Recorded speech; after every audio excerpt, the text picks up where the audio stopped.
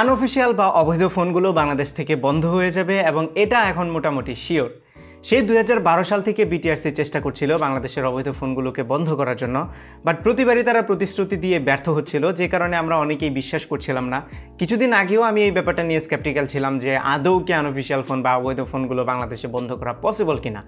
But recently সরকার একটি private কোম্পানিকে এই টেন্ডারটি দিয়েছে, তাদের সাথে একটা চুক্তি করেছে এবং সেই চুক্তিতে Synesis IT নামে সেই কোম্পানি প্রতিশ্রুতি দিয়েছে যে আগামী 120 দিনের মধ্যে তারা এই পুরো প্রজেক্টটিকে বাস্তবায়ন করবে। এবং সময়টা যদি আমরা হিসাব করি তাহলে 2021 সালের এপ্রিল মাসের মধ্যে অ্যাকচুয়ালি বাংলাদেশে আনঅফিশিয়াল ফোনগুলো বন্ধ হওয়া শুরু হয়ে যাবে। সো এবার অফিসিয়ালি ফাইনালি এটা বন্ধ হতে যাচ্ছে বলে আমরা মনে করছি।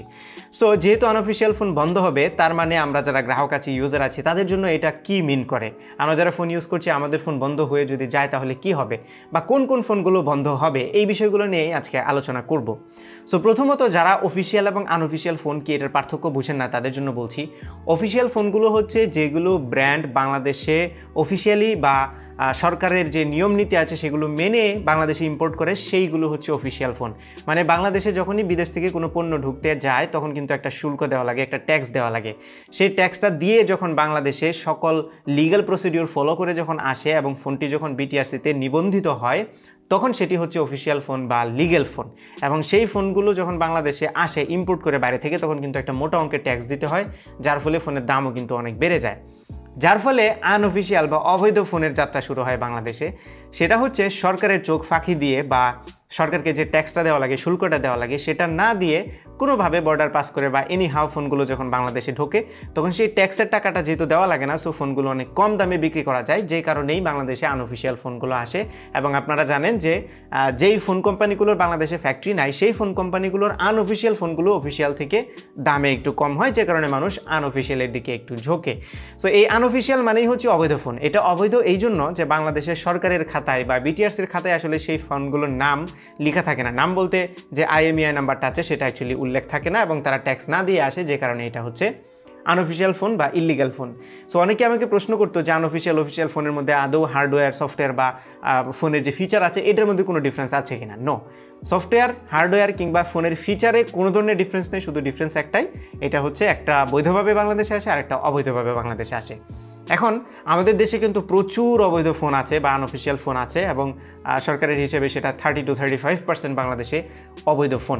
সো এই অবৈধ ফোনগুলো যে বন্ধ হয়ে যায় তাহলে অনেক ইউজার কিন্তু মানে মাঠে মারা যাবে। লাইক তাদের ফোনে তখন আর নেটওয়ার্ক আসবে না, ফোন তো বন্ধ হবে না, তাদের সিম কানেকশন, সিমের যে কানেকশনটা বা সেলুলার ডেটা যে কানেকশন কিংবা নেটওয়ার্ক যেটা, সেটা আসবে না আর কি। সো প্রথম প্রশ্ন হচ্ছে কি কি টাইপের ফোন বন্ধ হবে। অনেকেই মনে করে যে শুধুমাত্র স্মার্টফোন বন্ধ হবে বা ফিচার ফোনগুলো এটার আওতায় পড়ে না।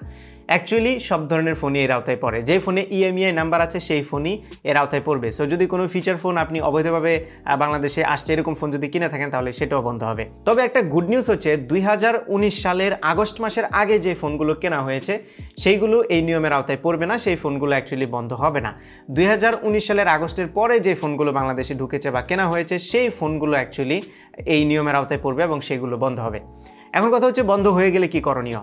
এখনও পর্যন্ত সরকার আসলে ওইরকম কমপ্লিট কোনো নিয়মকানুন দেয়নি, তবে যেটা ধারণা করা হচ্ছে যে রেজিস্ট্রেশনের কোনো একটা নিয়ম থাকবে, যেখানে হয়তো বা প্রপার প্রসিডিওরটা ফলো করে আপনি আপনার ফোন রেজিস্ট্রেশন করলে পুনরায় চালু হয়ে যাবে, এরকমের একটা ব্যবস্থা থাকতে পারে।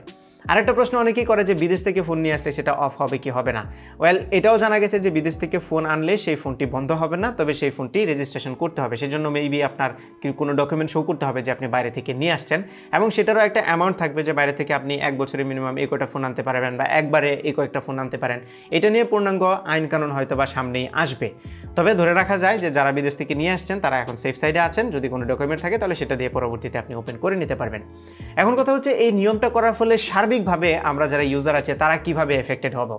প্রথম কথা আমি যদি বলি, দেয়ার ইজ মানে পুরো ব্যাপারটাই খুবই আসলে ইউজারদের জন্য খুবই ভালো, এবং এটার আমি নেগেটিভ সাইড খুব একটা দেখছি না। ভালো যেটা সেটা হচ্ছে প্রথমত ফোন কোম্পানিগুলো বাংলাদেশে বেশি বেশি করে ফ্যাক্টরি দেওয়ার জন্য উৎসাহিত হবে, কারণ তারা এত বেশি ট্যাক্স দিয়ে বাংলাদেশে ফোন সেল করতে পারবে না, কারণ প্রাইসটা তখন কম্পিটিটিভ হয়ে যাবে এবং অন্য ব্র্যান্ডের সাথে কম্পিট করতে পারবে না যদি ফ্যাক্টরি না থাকে। কারণ ফ্যাক্টরি যখন বাংলাদেশে হবে, যদি অ্যাসেম্বল করা হয় তাহলেও কিন্তু ট্যাক্সের পরিমাণ অনেক কমে যায়, তখন ব্র্যান্ডগুলো কিন্তু কম দামে ফোন সেল করতে পারে। সো এই কারণে আমাদের ইউজাররা যারা আছে তাদের জন্য অনেক সুবিধা, কারণ ফোনগুলো বাংলাদেশে ফ্যাক্টরি স্থাপন করবে এবং তারা কম দামে ফোন দিতে পারবে কম্পিটিটিভ প্রাইসে, এবং আমাদের কোনো সমস্যাই থাকবে না, আমরা লিগালি ফোন ইউজ করতে পারবো। So I don't see any negative side of this rule. But যাদের ফোন বন্ধ হয়ে যাবে, এরপরে যারা রেজিস্ট্রেশন করতে পারবে না, তাদের জন্য ডেফিনেটলি একটা ডিসঅ্যাপয়েন্টিং। বাট এটা হচ্ছে আমাদেরকে একটু মানে বৃহৎ স্বার্থে ক্ষুদ্র স্বার্থ ত্যাগ করা টাইপের একটা ব্যাপার, এরকম কিছু হতে পারে কারো কারো ফোনের বেলায়, যারা রেজিস্ট্রেশন হয়তো করতে পারবে না কোনো ঝামেলার কারণে। লেটস সি কি হয়, এখনো যেহেতু বাস্তবায়ন হয়নি, বাস্তবায়ন যখন হবে এপ্রিল মাসে, যখনই বাস্তবায়ন হবে এপ্রিলের মধ্যে, তখন আমরা দেখবো আসলে কি হয়, এবং পরবর্তীতে আরও কোনো আপডেট যদি পাই এই বিষয়ে I will try to bring it to you. So এই ছিল আমাদের আজকের ভিডিও। আশা করি ভিডিওটি আপনাদের ভালো লেগেছে। যদি ভালো লেগে থাকে তাহলে ভিডিওতে একটা লাইক দেবেন, কমেন্ট করে জানাবেন কেমন লাগলো, আপনার ফ্রেন্ডদের সাথে শেয়ার করতে একদমই ভুলবেন না, আর আমার চ্যানেলে সাবস্ক্রাইব তো মাস্ট। দেখা হবে পরবর্তী ভিডিওতে। টিল দেন টেক কেয়ার, আসসালামু আলাইকুম।